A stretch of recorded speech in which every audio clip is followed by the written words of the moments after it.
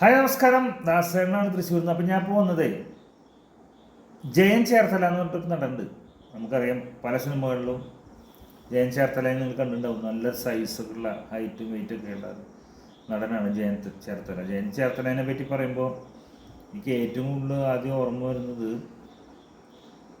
ജയൻ ചേർത്തലയുടെ അണ്ണൻ തമ്പി എന്ന സിനിമയിൽ ഒരു സന്യാസി ഒരാൾ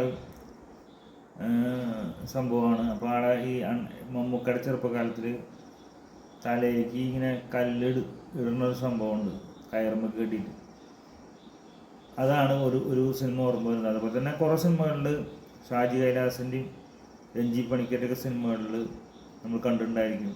വില്ലനൊക്കെ ആയിട്ട് കണ്ടിട്ടുണ്ടായിരിക്കും. രൗദ്രം, അങ്ങനെയുള്ള കിങ് ആൻഡ് കമ്മീഷണർ, അങ്ങനെ കുറേ സിനിമകളിലൊക്കെ ഉണ്ട്. അപ്പോൾ ആൾ കഴിഞ്ഞ ദിവസം ഒരു സിനിമയുടെ പ്രൊമോഷൻ്റെ ഭാഗമായിട്ട് വന്ന സമയത്ത് അദ്ദേഹം പറഞ്ഞിരുന്നു, മമ്മൂക്ക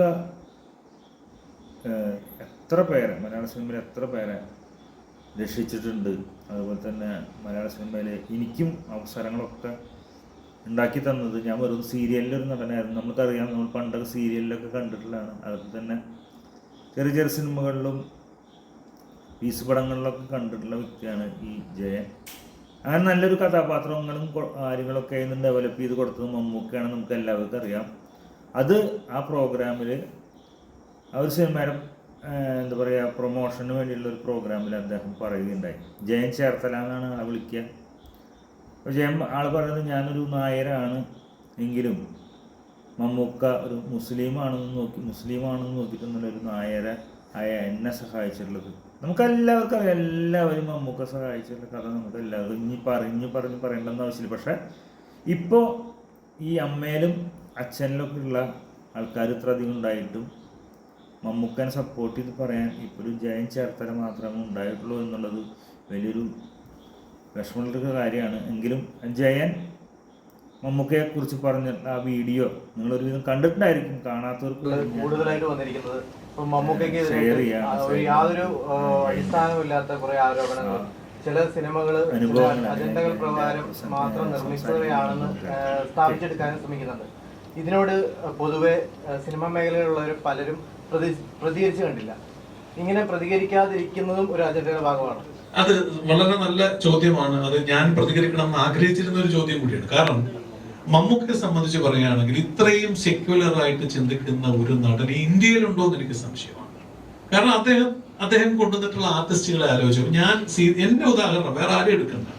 ഞാൻ സീരിയലിൽ അഭിനയിച്ചുകൊണ്ടിരുന്ന ഒരാളാണ്. ആ സീരിയലിൽ നിന്ന് എന്നെ സിനിമയിൽ കൊണ്ടുവന്ന പരുന്തിലായാലും രൗദ്രത്തിലായാലും അണ്ണൻ തമ്പിയിലായാലും കിങ് ആൻഡ് ദ കമ്മീഷണറിലായാലും എന്നെ പോലത്തെ ഒരു നടനെ സീരിയലിൽ നിന്ന് ഒരിക്കൽ പോലും ചാൻസ് ചോദിക്കാതിരുന്നിട്ട് പോലും എന്നെ കൈപിടിച്ച് സിനിമയിൽ കൊണ്ടുവന്ന് എന്നെ ഒരു വില്ലൻ വേഷം ചെയ്യാൻ പറ്റുന്ന പരുവത്തിലൊരു നടനാക്കിയത് അദ്ദേഹമല്ലേ. ഞാൻ മുസൽമാനല്ല, ഞാൻ നായരാണ്. ജനനം കൊണ്ട് നായരാണ്.